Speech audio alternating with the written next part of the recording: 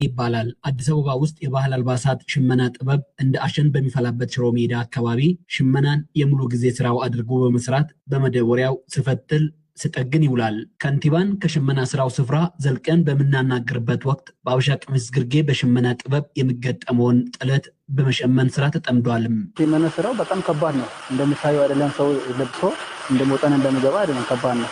ጊዜ ይወስዳል፣ ሰዓት ይፈልጋል፣ ብዙ ጊዜ ይወስዳል። ጨርቁ ጫፍ ላይ የሚሰፋው ያው እንደምታየው ጥበብ ነው የሚሰራው።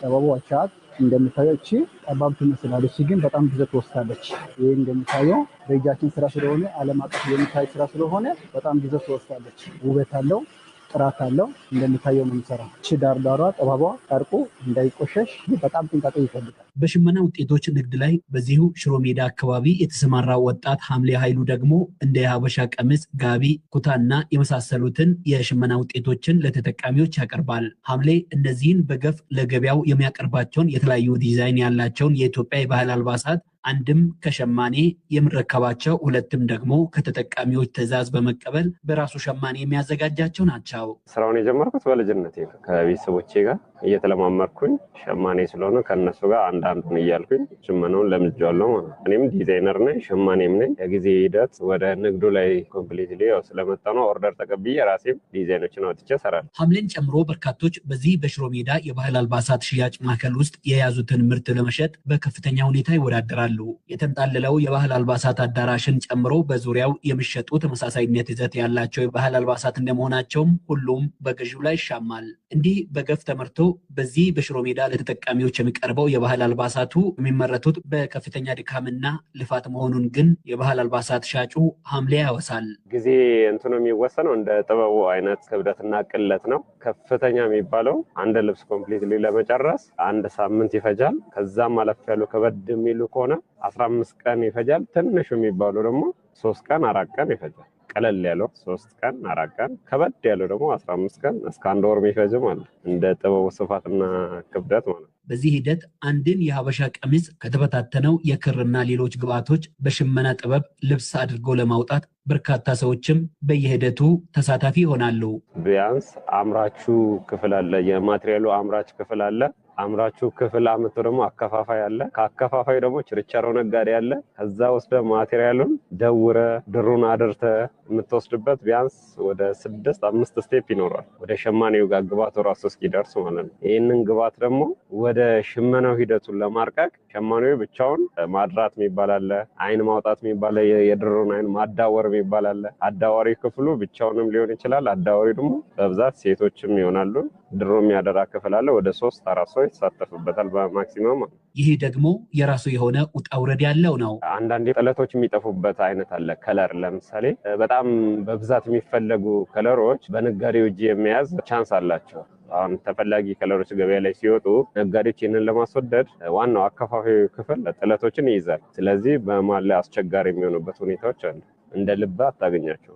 የት ነው የምትሰራ ጥለቱ? ጥለቱ በብዛት ከቻይና የሚመጣል፣ ከህንድ ሀገር የሚመጡ አሉ። አብዛኛዎቹ ጥለቶች ከውጭ ነው። ኦሪጂናሊ እዚህ አይሰሩም። አብዛኛው የሚሰሩ አሉ። በብዛት የሚመጡ እነዚህ የጥለት አይነቶች አሉ። ላቭሊቨርድ የየራሳቸው እንትን አላቸው። ጥለቶች የራሳቸው ብራንድ አላቸው የሚመጡ። ስለዚህ ውድ የሚባሉ በብዛት አሁን እነዚህ የምንመለከታቸው ጥለቶች ከየት ነው የመጡት? እነዚህ አሁን የቻይና ናቸው። ማቴሪያሉ የምታያቸው የቻይና ምርት ነው። ከቻይና ሀገር የሚመጣ ነው። አጠቃላይ ሳይሆን እቺ ውስጥ ያለችው አንዷን አይን እንደዚህ አጥቼ ባሳየ እቺ ማቴሪያል ወርቀ ዘቦ ትባላለች። የምትመጣው ከውጭ ነው። የምታብለጨልጨው አሁን እዚህ ውስጥ 2 አይነት አለ። ነጭ አለው፣ ቢጫ አለው። ተጠምሮ ነው የሚሰራው። ይህንን የሚሰራው ሸማኔው ነው ጨርሶ የሚሰራው ማለት። ግባቱ እዚህ ነው የኛው ሽመናው ምርቱ እዚህ ነው የሚመረተው። ከዛ ጥለቶች ይመጣሉ በሲንግል ሲመጡ ሸማኔው ነው ይሄንን የሚሰራው። እቺ ወርቆ ዘቦ ብቻ ነች ከቻይና የምትመጣው? አዎ እነዚህ የጥለት ታይፖች በተለያየ አሁን ይሄንን አሳየው አረንጓዴ ያሉ እንደነዚህ የሚሰሩ ማቴሪያሎች። አሁን ይሄ ድር እዚህም ይሰራል። ገበያ አለ፣ መርካቶ አለ፣ ቀጨኔም እዚህም ሽሮ ሜዳ ላይ ማለት ግባቶች እንደ አከፋፋዩ አሉ። ስለዚህ ከዛ ተወስዶ ድር ተደርቶ ማግ ተደውሮ ጥለቱም ድጋሚ ተደውሮ ነው ወደ ሽመና ስቴፕ ላይ የሚመጣው። ስለዚህ ምን ያህል ወጪ ሲፈጅብሃል አንዷን ቀሚስ አውጥተህ ገበያ ላይ ለማቅረብ? እንደሚሰራው ጥለት ሳይዝ ወይም ግብአቱ የሚፈልገው አይነት የተለያየ ግብአት ነው። አሁን ይህንን ለመስራት ቢያንስ በትንሹ እስከ 1500 ወጪ ይሆናል። ከዛ ወደ ገበያ ሲወጣ በትንሹ 2000 3000 ቢሸጥ ነው። ዜና መስፍን ደግሞ ተወልዶ ያደገውና ስራ የጀመረው የባህል አልባሳትን ሸምኖ መሸጥ ትልቁ የምታይ የስራ ዕድል ተደርጎ በሚወሰድበት በዚሁ ሽሮ ሜዳ አካባቢ ነው። እድሜው ገና ወጣት የሆነው ዜና ከቤተሰቦቹ በወረሰው በዚህ የባህል አልባሳት ንግድም የተሰማራው በለጋው እድሜ ቢሆንም ስራውን ይወደዋል። አሁን ደግሞ የባህል አልባሳትን ሰዎች ለመጠቀም የተሻለ ፍላጎት የሚያሳዩበት ወቅት ስለሆነ ተስፋዎች እንደሚታዩትም ያስረዳል። ያው አሁን ከሞላ ጎደል ጊዜውም ጥሩ ነው፣ ያለውም ነገር የተሻለ ነው። እየጣረ ነው፣ እየታገለ ነው። በስራችን ውስጥ ደግሞ ሸማኔዎች ይኖራሉ፣ ጠላፊዎችም ይኖራሉ፣ እንደገና ማቴሪያል ማስረካቢዎች ይኖሩናል። ይሄ መነን ሳባ ምናምን የምንላቸው ማቴሪያሎች የሚያስረክቡናል። እኛ ከስተመሮቻችንን ከነሱ ጋር በማገናኘት በስራችን ያሉትን እነዛን ሸማኔዎች እንደዚሁም ደግሞ እነዚህ ቅድም የጠቀስኩት ለማቴሪያሎችን የሚያስረክቡን ሰዎች እነሱን አቀናጅተን ነው ለደንበኞቻችን የተሻለ የምንለውን ነገር በእነሱ ፍላጎት የምናሟላላቸው ማለት ነው። ስራው አሁን እንዴት ትገልጸዋለህ? ከአዋጭነቱ አንጻር፣ ከሰው የባህል አልባሳት ፍላጎት አንጻር ውድ ነው ይመስለኛል። ለእኛ ሀገር ነዋሪዎችም ከኑሮ ውድነቱም አንጻር የሀገር ባህል ልብስ ትንሽ ይወደዳል። ግን ምንድነው አንድ ሰው ብቻ አይደለም እንደነገርኩ የሚያቀርብልህ ያንን እቃ። አንድ ከስተመር ሲመጣ አንድ ሰው ብቻ አይደለም የሚያቀርብልህ። በመሀል 2 3 4 ሰዎች ይኖራሉ እዚህ ስራ ዘርፍ ውስጥ ያሉ ማለት ነው። ከዛ አንጻር ትንሽ ኤክስፔንሲቭ ይመስለኛል። ለባሽ እንዳለ ሁሉም ከኢትዮጵያ የህዝብ ቁጥር አንጻር ግን ተጠቃሚ ያለ ብዬ አላስብም። አሁን ከጊዜውም ጋር ደግሞ ትንሽ ስራውም ቀዝቀዝ ብሏል። ግን ከሞላ ጎደል ጥሩ ነው። ምንም አይደለም። ያው ስራው አንዳንዴ ቀዝቀዝ አንዳንዴ ገበያው ሞቅ እንደሚል አውቃለሁ እና ግን በወር ገቢን አግኝተህ ቤተሰብ ለመምራት የሚሆን ስራ ነው። አሁን ባለው ሁኔታ ትንሽ አስቸጋሪ ነው። ከባህል ጋር ተገናኝቶ ብዙ ጊዜ እንደ ክት ልብስ አይደለም እኛ እየተጠቀምነው ያለ ነው እና ከዛ አንጻር ወቅቱ አሁን አንተ ይህንን ኢንተርቪውን በምታደርግበት ሰዓት ትንሽ ስራው ቀዝቃዛ ነው። በዓላትም የለም በዚህ ወር አሁን ባለንበት ወር። ግን አዲስ ዓመት ሲመጡ እንዲሁም ደግሞ የተለያዩ በዓላት በተቃረቡ ቁጥር ትንሽ ስራው ይንቀሳቀሳል። ትንሽ ጥሩ ነው። ወቅት ጠብቀን የምንሰራው ስራ ከመሆኑ አንጻር እንደ ሀገር እንደ አጠቃላይ ደግሞ ትንሽም ከሀገራችን ሁኔታ አንጻር ትንሽ ስራውን ቀዝቀዝ ብሏል። ያው ማመስገንም ጥሩ ነው ብዬ ስለማሰብ እኔ በግሌ ከሞላ ጎደል ጥሩ ነው። ኢትዮጵያ ውስጥ አሁን የባህል አልባሳት አጠቃቀም ላይ የሰዎች ፍላጎት ከፍ እያለ መምጣቱን ብዙዎች ይስማሙበታል። አገሪቱ ውስጥ በተለይም መዲናዋ አዲስ አበባ ውስጥ የተደረጉ ባሉት ዓለም አቀፍ ኮንፈረንሶች ምክንያት የጎብኚዎችን ፍላጎት የሚስቡት አልባሳቱ ለዘርፉ እንደሚጨበት ተስፋ ሊጠቀስ የሚችልም ነው። የባህል አልባሳት ሻጩ ዜና ግን ይላል አሁን ካለውም በላይ እኔ በተሻለ ሰው ጋር ይሄ ነገር ደርሶ ማለት ለሀገር ባህል ልብስ ያለው አመለካከት ሰው ጨምሮ ከዚህ በላይ ቢጠቀሙት ኮንፈረንስም ሲኖር በሀገር ደረጃ ዩኒክ ነው፣ እኛ ጋር ብቻ የሚገኝም ስለሆነ ይህንን ባህላችንን በደንብ ለቱሪዝምነት መጠቀም እንችላለን ብዬ አስባለሁ። ግን ያው ከሞላ ጎደል ሰውም ከኢኮኖሚም ከምንም አንጻር አፎርድ ማድረግም ስለማይችል ትንሽ አስቸጋሪ ነው። ውድ ናቸው የባህል አልባሳት ምን ያህል ያወጣ? አንጻራዊ ነው። ለምሳሌ አንድ ቀሚስ አዲስ ገበያ ላይ ያለ ቀሚስ እስከ 15 ልትሸጥ ትችላለህ። እስከ 15,000 ገፋ ካለም ከዛም በላይ ልትሸጥ ትችላለህ። የ15,000 ግን አሁን ላይ ነው 15። እንደ የዓለም አቀፉ የገንዘብ ድርጅት IMF መረጃ ከሆነ በኢትዮጵያ የዋጋ ግሽበቱ 21.5% አካባቢ በሚዋልልበት በአሁኑ ወቅት የኑሮ ሁኔታው ለበርካታ ኢትዮጵያውያን በቀላሉ የሚቀመስ አይሆንም። በጎርጎሳውያኑ 2021 የወጣው መረጃ እንደሚያሳየው 130 ሚሊዮን ግድም የህዝብ ቁጥር ባላት ኢትዮጵያ ውስጥ 39% ግድም ዜጎች በቀን ገቢያቸው ከ$3 በታች በመሆኑ ከድህነት ወለል በታች የሚገኙ ብለዋቸዋል።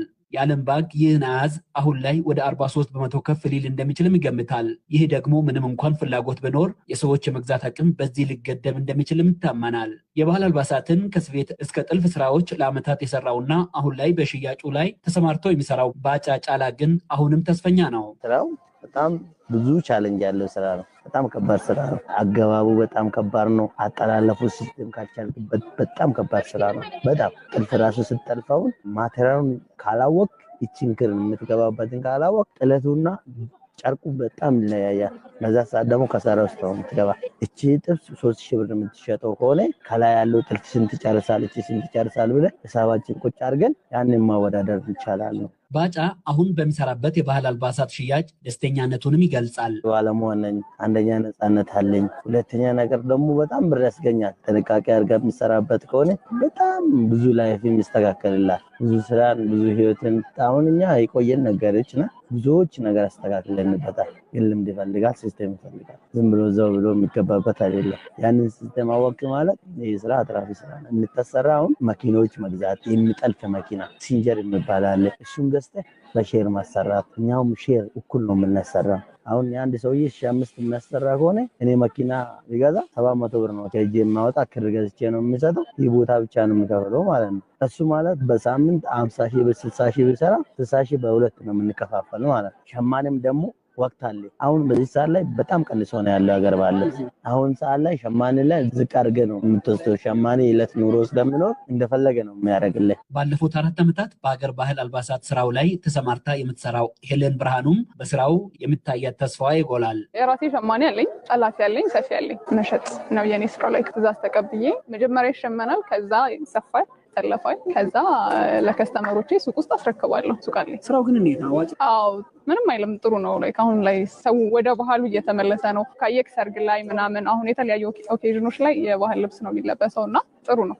ሰው የመልበስ ፍላጎት ቢኖረውም የዋጋው ነገር ግን የማይሆን ነገር ነው የሚለዋል ነው። ሁሉም እንዳቅሙ አለ። በነገር ላይ ውድ የፈለገ ሰው ውድ ነገር ማሰራት ይችላል። አነስ ያለ ዋጋ ያላቸውን ልብሶች አሉ። ገበያ ላይ ያሉ ልብሶች ያን ያህል ውድ አይደሉም። በነገር ላይ ትእዛዝ ሲሆን ሰው የተለየ ነገር ስለሚፈልግ በራሱ ዲዛይን ስለሚሰራለት ነው የተወሰነ የሚወደደው እንጂ ገበያ ያሉ ልብሶች ያን ያህል ውድ አይደሉም። ከ5,000 ብር ጀምሮ አለ።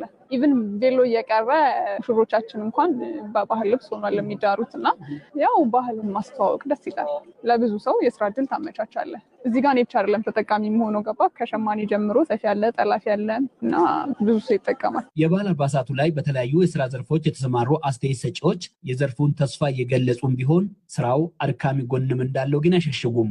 አሁን እንዳልኩ ሸማኔ በጣም ያስቸግራል። ምን ላይ ነው የሚያስቸግረው ካልኩ በዓል ሲደርስ ብዙ ትእዛዝ ዝም ብሎ ይቀባበላል። ከአንተም ከዚህም ከዚህም ይቀባበላል። ያንን ትእዛዝ ከሁሉም ቦታ ሲቀበል ምን የሆነ መሰለህ ለሰዎቹ በጊዜ ለማቅረብ ችግር ይፈጠራል። ከሰዎች ጋር ያጨቃጭቃል። ብዙ ጊዜ ምን ያጋጥመናል መሰለህ በፎቶ ነው ብዙ ጊዜ ሰው ሳምፕል ይዞልን የሚመጣው እና ፎቶ ሲነሳ ኢፌክት ይኖረዋል እና ሰው ልክ ተሰርቶ ምናምን አልቆ ሊወስድ ሲመጣ ልክ እንደ ፎቶ ነው ኤክስፔክት የሚያደርገው ገባ። በአካል ስታየው የተወሰነ ልዩነት ይፈጥራል እና እሱ ነው ትልቁ ችግር። ስራው ጊዜን ከተጠቀመ አዋጭ ነው። ቁጭ ብሎ የሚሰራ ሰው ጊዜውን በአግባቡ የሚጠቀም ሰው ካለ ስራው በጣም አዋጭ። ስራው አንዴ መጥተው የሚሄድ አይደለም። ይሄ መሰረታዊ ፍላጎት የምትለው አይነት ነገር አይደለም። ሰው መሰረታዊ ፍላጎቱ ስላልሆነ ልብሱን የሚገዛው ወይም በዓላት ሲቃረቡ ነው ወይም የሆነ ፕሮግራም ሲኖር ነው። ያው ቀድመ የሰራው ነገር ካላቻቻልከው በቀር ከባድ ነው።